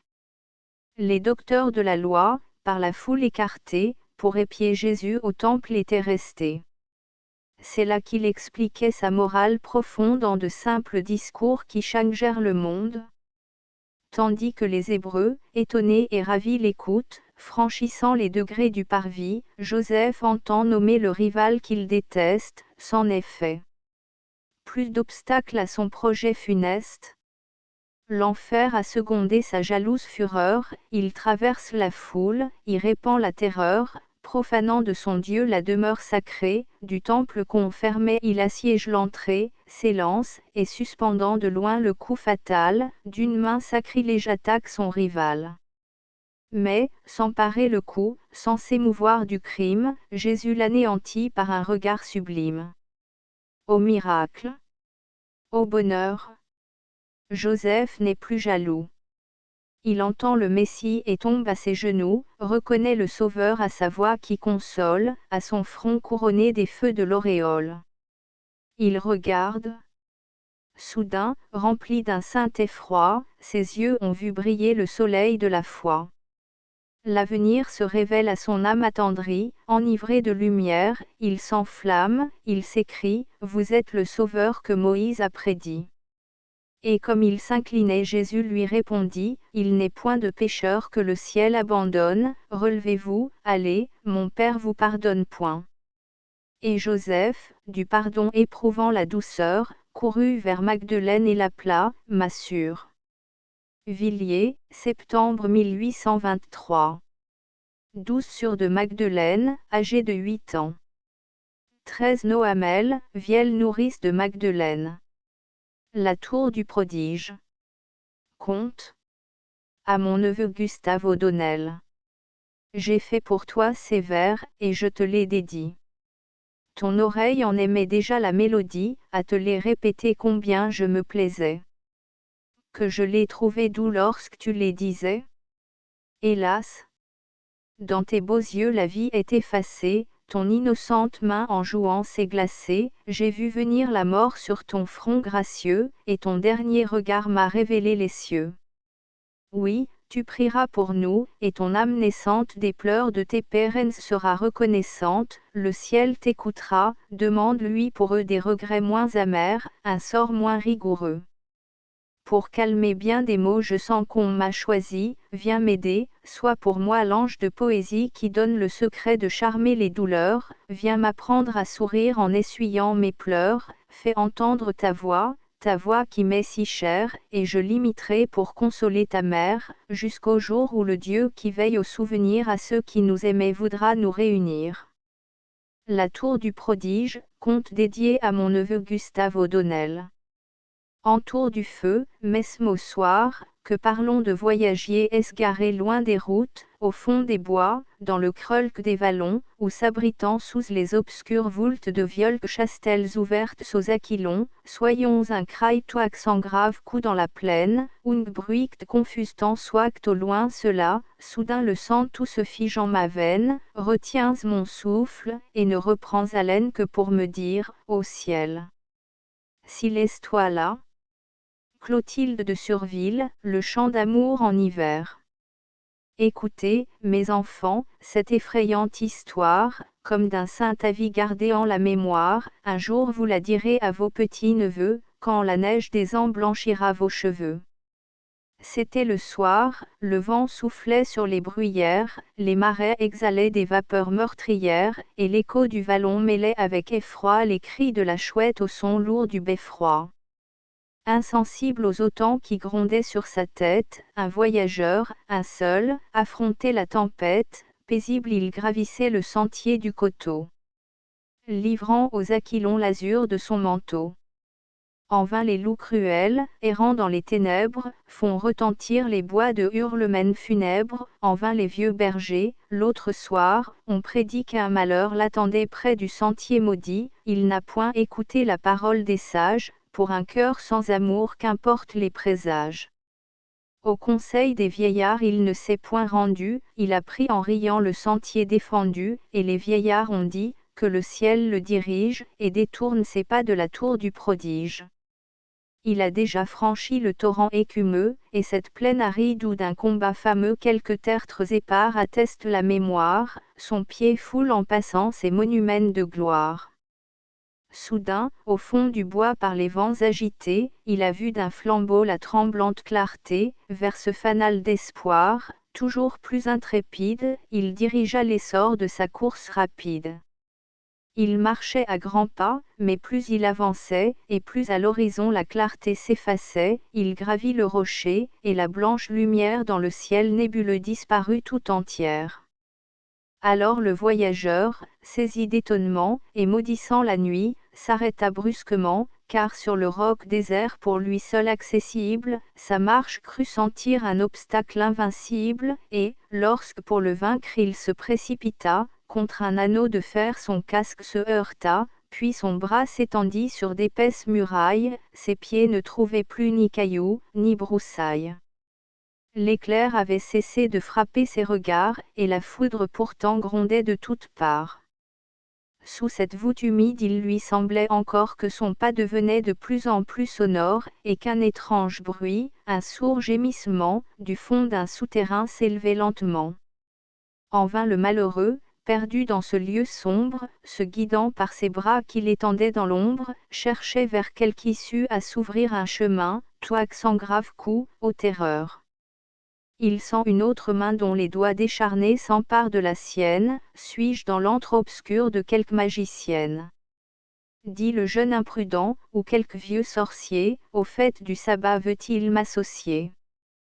Qu'il parle? À ses désirs il me verra docile, le combattre ou l'aider, tout me sera facile, et fût-il Satan même. À ces mots il entend d'une porte d'airain tomber le lourd battant. Qu'on m'enferme, dit-il, mais qu'on réponde. Où suis-je?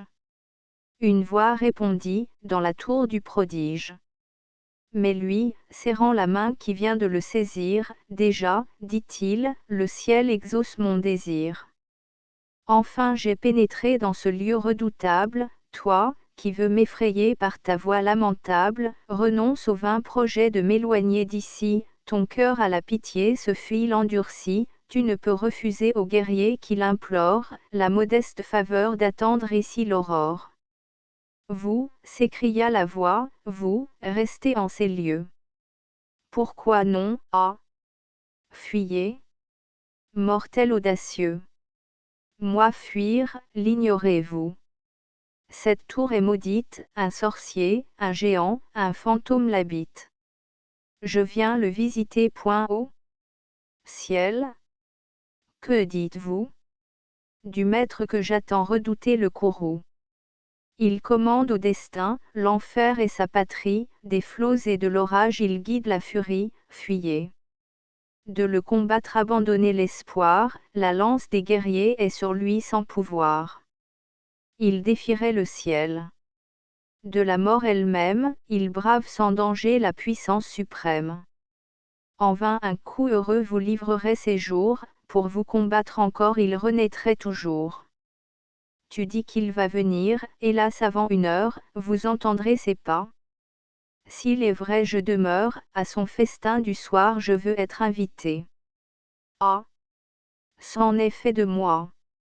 Votre témérité, si mon maître revient, va me coûter la vie, je ne suis qu'une esclave à ses lois asservie, ayez pitié de moi, de vous j'aurai pitié, je vais de mon souper vous offrir la moitié, mais du hameau prochain vous reprendrez la route.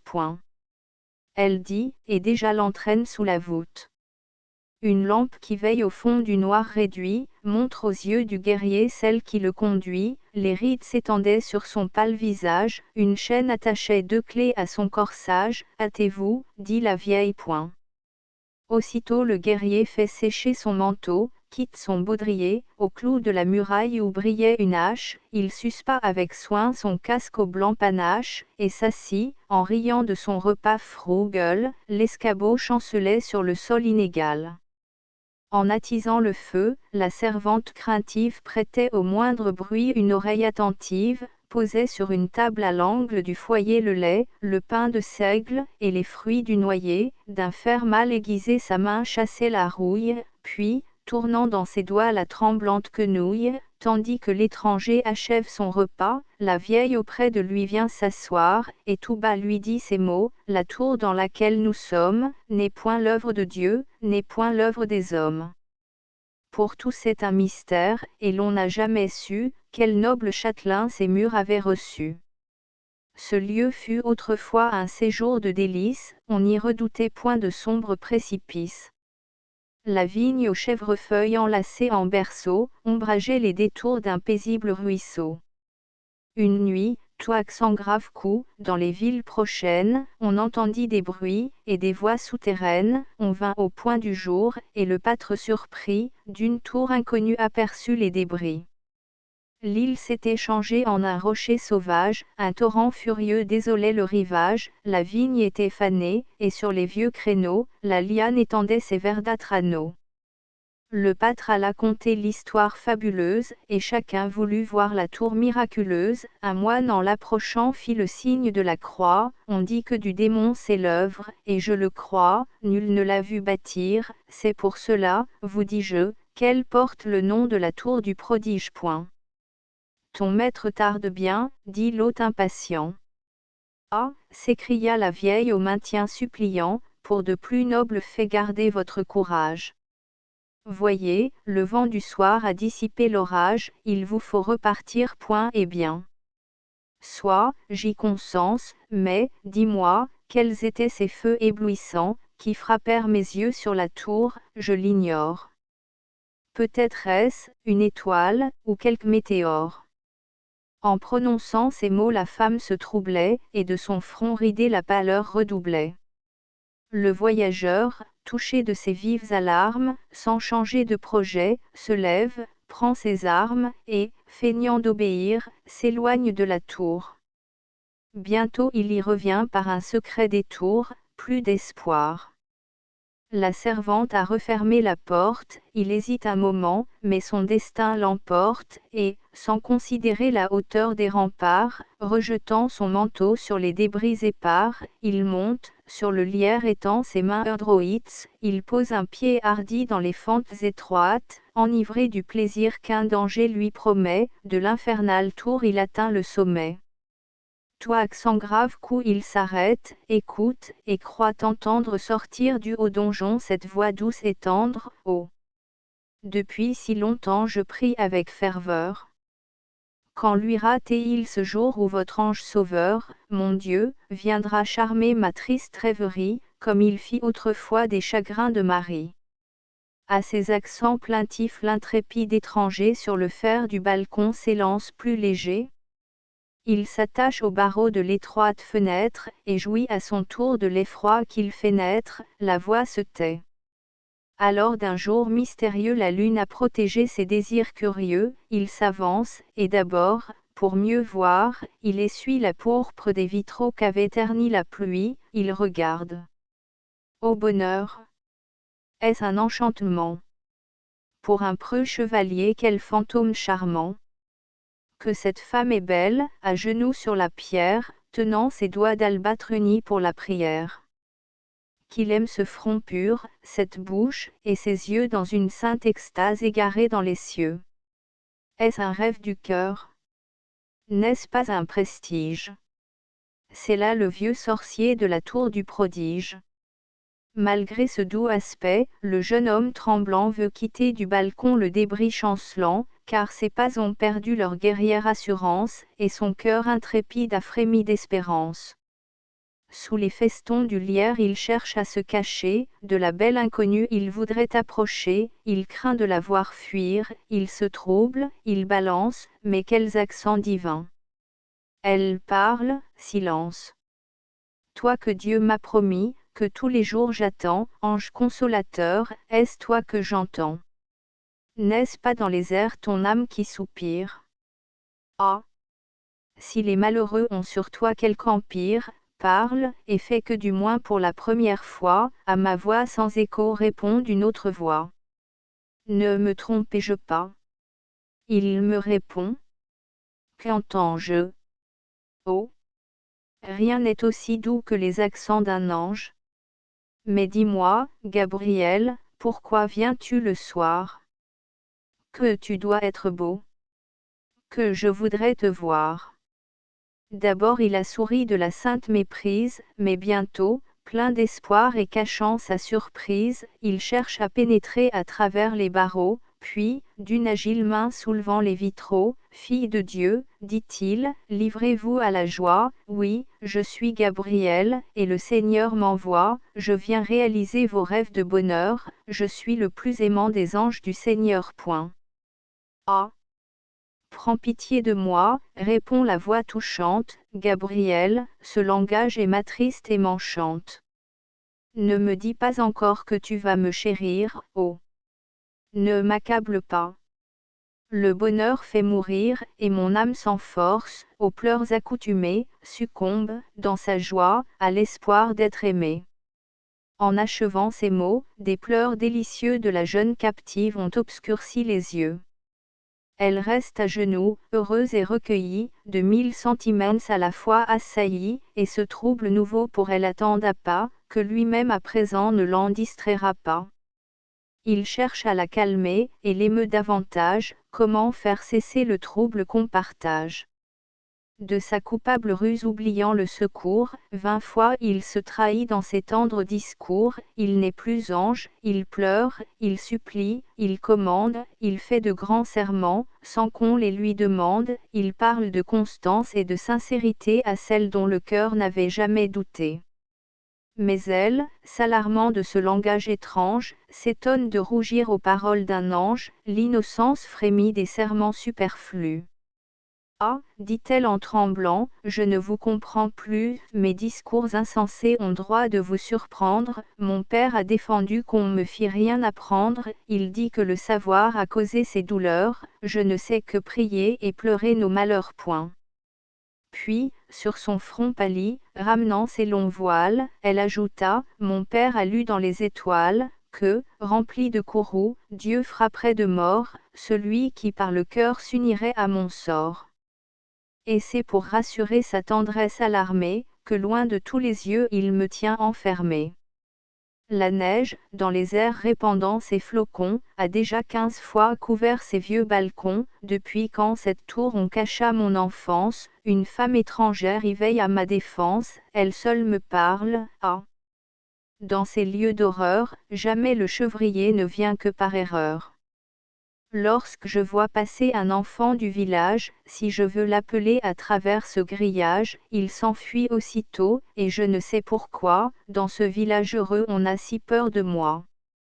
Que de ces temps amers le souvenir s'efface. S'écria l'inconnu, retrouvant son audace, jeté sur l'avenir des regards consolés. Les secrets du bonheur vous seront révélés. Demain, quand le soleil rougira la campagne, je vous apparaîtrai sur la haute montagne, j'aurai l'air et les traits d'un jeune chevalier, vous me reconnaîtrez alors du bouclier, dont vous verrez de loin jaillir les étincelles, sous l'azur d'un manteau je replierai mes ailes, et si d'autres guerriers accompagnent mes pas, de leurs masques de fer ne vous effrayez pas, au séjour des heureux conduites par moi-même, demain vous apprendrez comment au ciel on aime, demain. Qu'ai-je entendu? Grand Dieu! Quel est ce bruit? Voyez-vous ces éclairs qui sillonnent la nuit? Rassurez-vous, dit-il, ma vie est immortelle, ne craignez rien pour moi. Point je le sais, reprit-elle, vous ne pouvez mourir, et pourtant je frémis, n'est-il pas dans les cieux des anges ennemis? Oh! Je n'en puis douter, un danger vous menace, je le sens à mes pleurs, à l'effroi qui me glace. Fuyez, moi, vous quitter. Non, jamais. Près de vous, de l'orage et de Dieu je brave le courroux. Comme il disait ces mots la foudre éclate et tombe, la tremblante captive à son effroi succombe, le ciel vient de frapper l'imprudent séducteur, l'ange qu'elle adorait n'est plus qu'un imposteur, le prestige est détruit, la mort l'a détrompé. De l'ange Gabriel la flamboyante épée, éclairant à ses yeux le front du criminel, elle a vu s'accomplir l'oracle paternel. Le lendemain, un page errant dans la vallée, n'aperçut qu'un manteau sur la pierre isolée. On chercha vainement du jeune voyageur les restes consumés par l'orage vengeur, et le torrent profond, qui sous le roc murmure, ne roula dans ses flots qu'une sanglante armure. Dieu pardonne l'orgueil qu'il vient d'humilier. On racheta son âme à force de prier, une femme, enfermée en un saint monastère, pour lui pria longtemps, rêveuse et solitaire, et l'on a su depuis que dans le vieux couvent un ange pardonné la visitait souvent, que le jour de sa mort, après la sainte messe, du jeune chevalier acquittant la promesse, cet ange était venu de la part du Seigneur réaliser enfin ses rêves de bonheur, et qu'ensemble, tous deux s'élevant dans les nues, ils avaient pris du ciel les routes inconnues. On ne peut de ce fait nier la vérité, c'est notre ancien pasteur qui me l'a raconté. La voilà, mes enfants, cette effrayante histoire, comme d'un saint avis gardé en la mémoire. Un jour vous la direz à vos petits-neveux, quand la neige des ans blanchira vos cheveux, et, remplis du respect qu'un tel miracle exige, ils salueront les murs de la tour du prodige. À la chaumière de l'Ormois, août 1823. Ourika. Ourika, élégie dédiée à Madame la Deste de Duras. Seule, toujours seule. Jamais aimée. Ourika, nouvelle, p. 58. Vous dont le cœur s'épuise en regrets superflus, oh. Ne vous plaignez pas, vous que l'on n'aime plus. Du triomphe d'un jour votre douleur sonore, et celle qu'on aima peut-être aimer encore. Moi, dont l'exil ne doit jamais finir, seul dans le passé, seul dans l'avenir, traînant le poids de ma longue souffrance, pour m'aider à passer des jours sans espérance, je n'ai pas même un souvenir. À mon pays dès le berceau ravi, d'une mère jamais je n'ai chéri la loi, la pitié seule a pris soin de ma vie, et nul regard d'amour ne s'est tourné vers moi. L'enfant qu'attire ma voix douce me fuit dès qu'il a vu la couleur de mon front, en vain mon cœur est pur, le monde me repousse, et ma tendresse est un affront. Une fois à l'espoir mon cœur osa prétendre, d'un bien commun à tous je rêvais la douceur, mais celui que j'aimais ne voulut pas m'entendre, et, si parfois mes mots troublaient son âme tendre, l'ingrat. Il m'appelait sa sûre. Une autre aussi l'aima, je l'entendis près d'elle, même en voyant mes pleurs, bénir son heureux sort, et celui dont la joie allait causer ma mort, hélas. En me quittant ne fut point infidèle.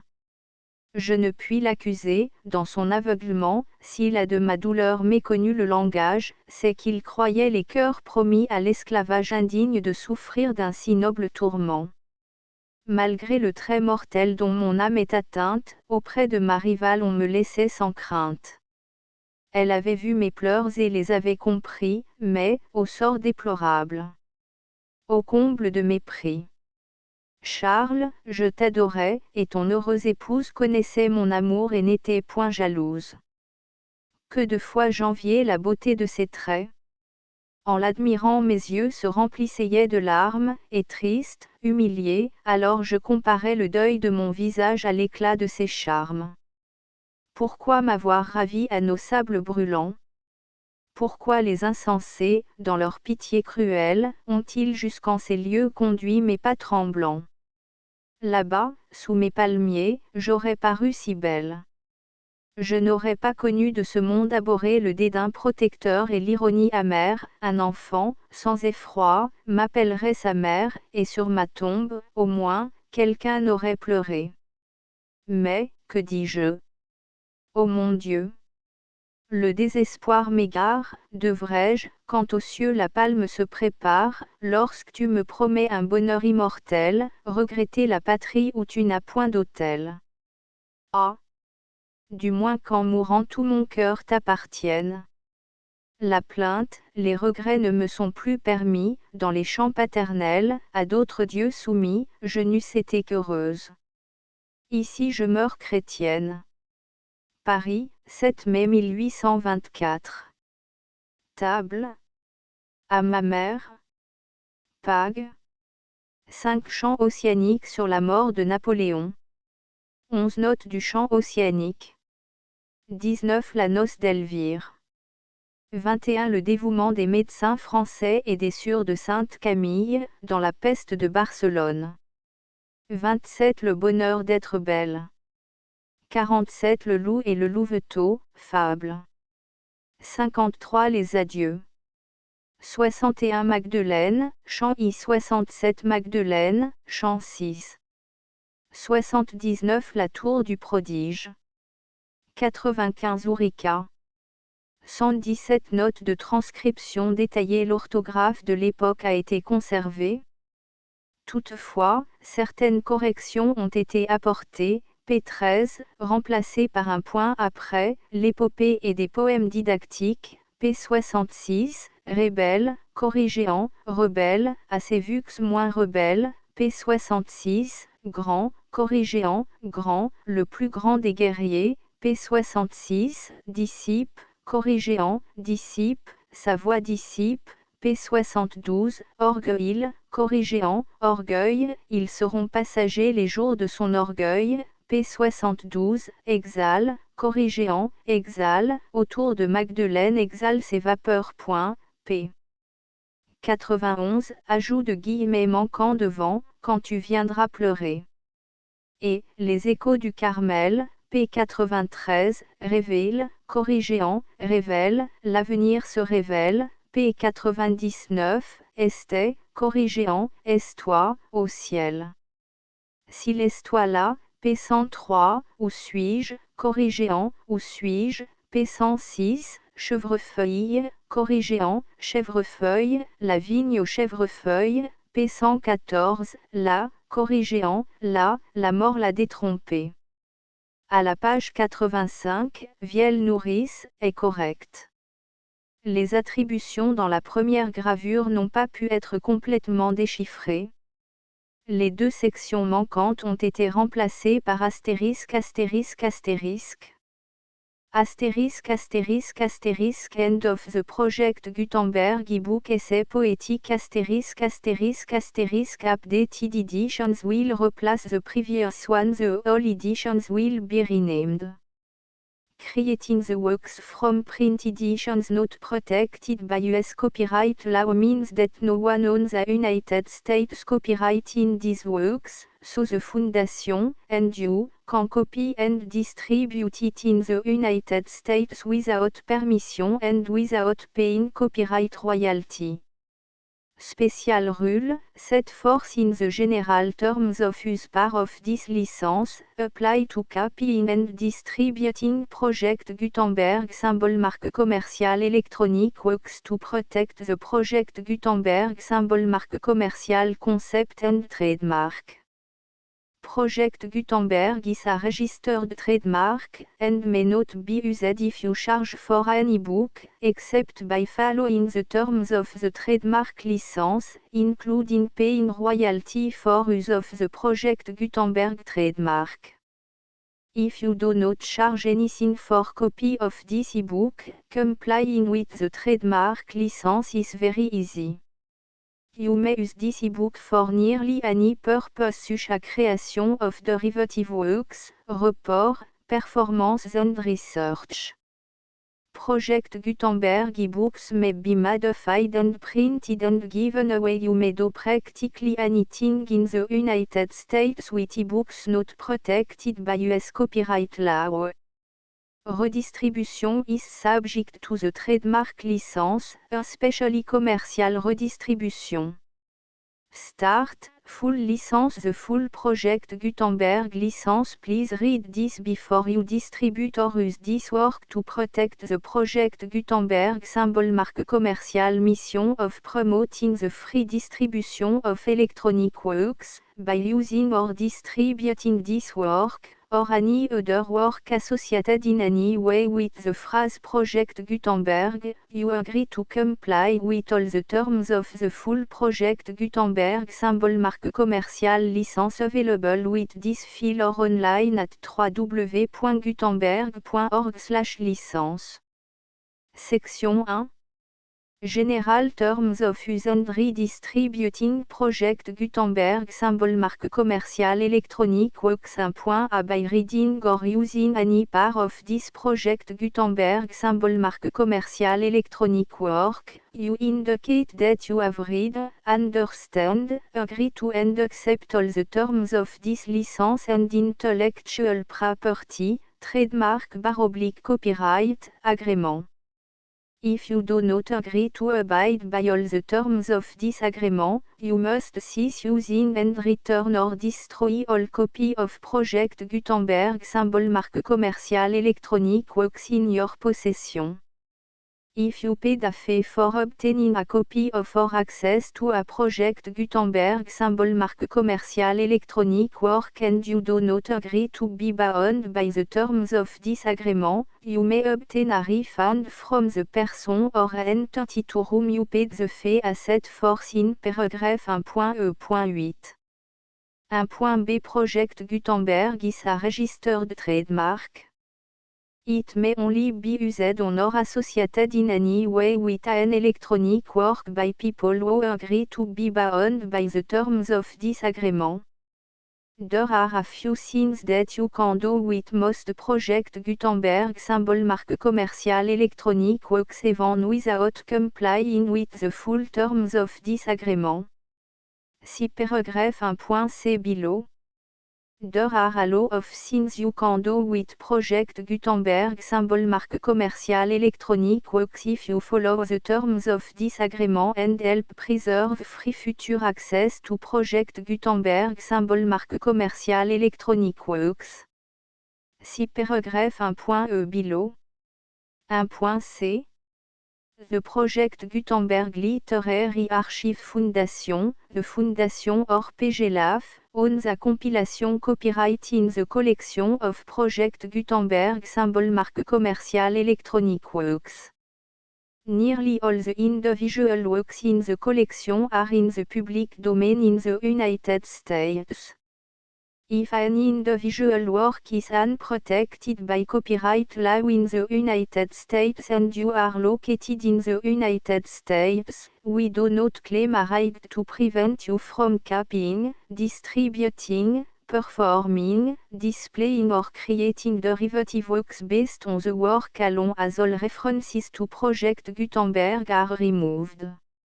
Of course, we hope that you will support the Project Gutenberg Symbol Marque Commerciale mission of promoting free access to electronic works by freely sharing Project Gutenberg Symbol Marque Commerciale Works in compliance with the terms of this agreement for keeping the Project Gutenberg Symbol Marque Commerciale name associated with the work.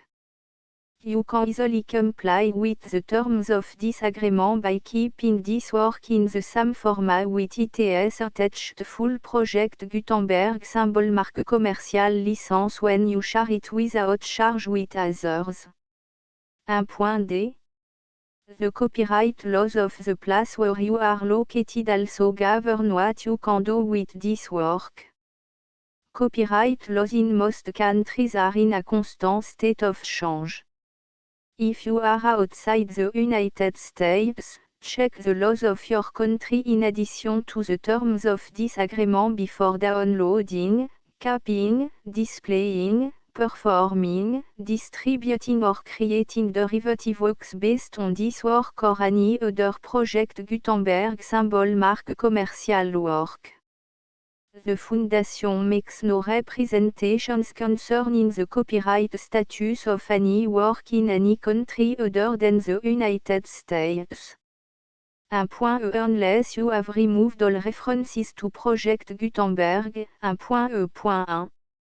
The following sentence, with active links to, or other immediate access to, the full Project Gutenberg Symbol Marque Commerciale license must appear prominently whenever any copy of a Project Gutenberg Symbol Marque Commerciale work, any work on which the phrase Project Gutenberg appears, or with which the phrase Project Gutenberg is associated, is accessed, displayed, performed, viewed, copied or distributed. This ebook is for the use of anyone anywhere in the United States and most other parts of the world at no cost and with almost no restriction whatsoever. You may copy it, give it away or reuse it under the terms of the Project Gutenberg license included with this ebook or online at www.gutenberg.org. If you are not located in the United States, you will have to check the laws of the country where you are located before using this ebook. 1.E.2 If an individual project Gutenberg symbol marque commercial electronic work is derived from texts not protected by US copyright law, does not contain a notice indicating that it is posted with permission of the copyright holder, the work can be copied and distributed to anyone in the United States without paying any fees or charge. If you are redistributing or providing access to a work with the phrase Project Gutenberg associated with or appearing on the work, you must comply either with the requirements of paragraph 5.E.1 through 1.E.7 or obtain permission for the use of the work and the Project Gutenberg symbol marque commercial trademark as set forth in paragraph 5.E.8 or 1.E.9. 1.E.3 If an individual project Gutenberg symbol marque commercial electronic work is posted with the permission of the copyright holder, your use and distribution must comply with both paragraph 5.E.1 through 1.E.7 and any additional terms imposed by the copyright holder. Additional terms will be linked to the Project Gutenberg symbol marque commercial license for all works posted with the permission of the copyright holder found at the beginning of this work. 1.E.4 Do not unlink or detach or remove the full Project Gutenberg symbol marque commercial license terms from this work, or any file containing a part of this work or any other work associated with Project Gutenberg symbol marque commercial. 1.E.5 Do not copy, display, perform, distribute or redistribute this electronic work, or any part of this electronic work, without permanently displaying the sentence set forth in paragraph 1.E.1 with active links or immediate access to the full terms of the Project Gutenberg symbol marque commercial license. 1.E.6 You may convert to and distribute this work in any binary, compressed, marked up, non-proprietary or proprietary form, including any word processing or hypertext form. However, if you provide access to or distribute copy of a Project Gutenberg symbol marque commercial work in a format other than plain vanilla ASCII or other format used in the official version posted on the official Project Gutenberg symbol marque commercial website, www.gutenberg.org you must, at no additional cost, fee or expense to the user, provide a copy, a means of exporting a copy, or a means of obtaining a copy upon request, of the work in its original plain vanilla ASCII or other form. Any alternate format must include the full Project Gutenberg symbol marque commercial license as specified in paragraph 1.E.1. 1.E.7 Do not charge a fee for access to, viewing, displaying, performing, copying or distributing any Project Gutenberg symbol marque commercial works unless you comply with paragraph 1.E.8 or 1.E.9. 1.E.8 You may charge a reasonable fee for copy of or providing access to or distributing Project Gutenberg symbol marque commerciale Electronic Works provided that you pay a royalty fee of 20% of the gross profit you derive from the use of Project Gutenberg symbol marque commerciale Works calculated using the method you already use to calculate your applicable tax. The fee is owed to the owner of the Project Gutenberg symbol marque commerciale trademark, BU et HAS agreed to donate royalty under this paragraph to the Project Gutenberg Literary Archive Foundation. Royalty payment must be paid within 60 days following each date on which you prepare, or are legally required to prepare, your periodic tax returns. Royalty payment should be clearly marked as sent to the Project Gutenberg Literary Archive Foundation at the address specified in Section 4, Information about donation to the Project Gutenberg Literary Archive Foundation. You provide a full refund of any money paid by a user who notifies you in writing, or by email, within 30 days of receipt that S/et does not agree to the terms of the full Project Gutenberg symbol marque commerciale license. You must require such a user to return or destroy all copy of the works possessed in a physical medium and discontinue all use of and all access to other copy of Project Gutenberg symbol marque commerciale works. You provide, in accordance with paragraph 1.f.3, a full refund of any money paid for a work or a replacement copy, if a defect in the electronic work is discovered and reported to you within 90 days of receipt of the work. You comply with all other terms of this agreement for free distribution of Project Gutenberg symbol marque commerciale works. 1.e.9 If you wish to charge a fee or distribute a Project Gutenberg symbol marque commerciale electronic work or group of works on different terms than are set forth in this agreement, you must obtain permission in writing from the Project Gutenberg Literary Archive Foundation, the manager of the Project Gutenberg symbol marque commerciale trademark. Contact the Foundation as set forth in Section 3 below. 1.f1.f.1 Project Gutenberg volunteers and employees expend considerable effort to identify, do copyright research on, transcribe and proofread works not protected by US copyright law in creating the Project Gutenberg symbol marque commerciale collection. Despite these efforts, Project Gutenberg symbol marque commerciale electronic works, and the medium on which they may be stored, may contain defects such as, but not limited to, incomplete, inaccurate or corrupt data, transcription errors, a copyright or other intellectual property infringement, a defective or damaged disk or other medium, a computer virus, or computer code that damage or cannot be read by your equipment. 1.f.2 Limited warranty, disclaimer of damage, except for the right of replacement or refund described in paragraph 1.f.3, the Project Gutenberg Literary Archive Foundation, the owner of the Project Gutenberg symbol marque commerciale trademark, and any other party distributing a Project Gutenberg symbol marque commerciale electronic work under this agreement, disclaim all liability to you for damages, costs and expenses, including legal fees.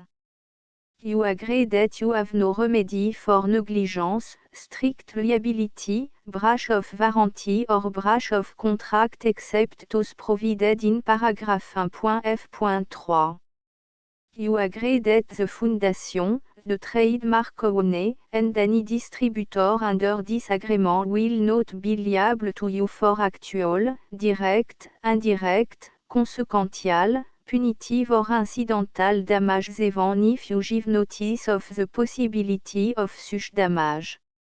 1.f.3 Limited right of replacement or refund, if you discover a defect in this electronic work within 90 days of receiving it, you can receive a refund of the money, if any, you paid for it by sending a written explanation to the person you received the work from.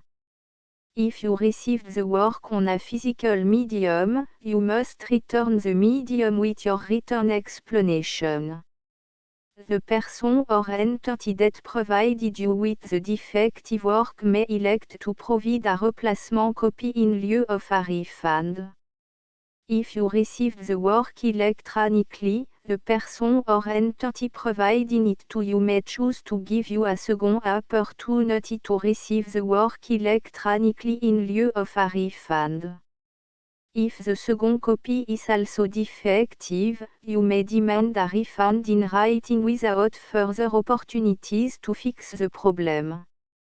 1.f.4 Except for the limited right of replacement or refund set forth in paragraph 1.f.3, this work is provided to you as, with no other warranties of any kind, express or imply, including but not limited to warranties of merchantability or fitness for any purpose. 1.f.5 Some states do not allow disclaimers of certain implied warranties or the exclusion or limitation of certain type of damages. If any disclaimer or limitation set forth in this agreement violates the law of the state applicable to this agreement, the agreement shall be interpreted to make the maximum disclaimer or limitation permitted by the applicable state law. The invalidity or unenforceability of any provision of this agreement shall not void the remaining provision. 1.f.6 Indemnity, you agree to indemnify and hold the foundation, the trademark owner, any agent or employee of the foundation, anyone providing copy of Project Gutenberg symbol marque commercial electronic works in accordance with this agreement, and any volunteers associated with the production, promotion and distribution of Project Gutenberg symbol marque commercial electronic works, harmless from all liability, costs and expenses, including legal fees, that arise directly or indirectly from any of the following which you do or cause to occur. A. Distribution of this or any Project Gutenberg symbol marque commercial work. B. Alteration, modification, or addition or deletions to any Project Gutenberg symbol marque commercial work. And C. Any defective cause.